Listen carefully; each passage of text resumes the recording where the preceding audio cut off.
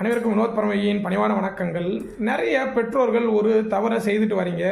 என்ன அப்படின்னாக்கா, ஒரு பள்ளியில் சேர்த்து ஒரு குழந்தைய படிக்க வச்சுக்கிட்டு வரும்பொழுது இடையில நிறுத்தி அந்த குழந்தைய எடுத்துக்கிட்டு போயிட்டு மற்ற வேற ஒரு பள்ளியில் சேர்க்கறத அறவே தவிர்த்துருங்க. அந்த மாதிரி செய்தீங்க அப்படின்னாக்கா அந்த குழந்தையுடைய சூழல் மாறுபடும்.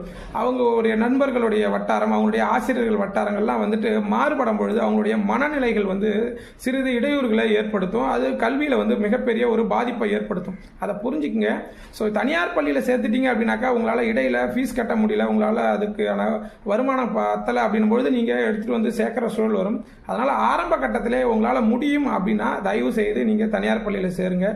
பணம் கட்ட முடியல அப்படின்னா நீங்க அரசாங்க பள்ளியிலே சேருங்க. நல்ல கல்வி தராங்க, சிபிஎஸ்இ பாடத்திட்டம் தராங்க. எந்த பாடத்திட்டம் நல்ல பாடத்திட்டம் அப்படின்றத நிறைய பேர்கிட்ட கேட்டு தெரிஞ்சாவது உங்க குழந்தைக்கு நல்ல வாழ்க்கையை ஏற்படுத்துங்க. வாழ்க யோகம், யோகம் நட்டம். அடுத்த பதிவில் கண்டிப்பா சந்திக்கிறேன். நன்றி.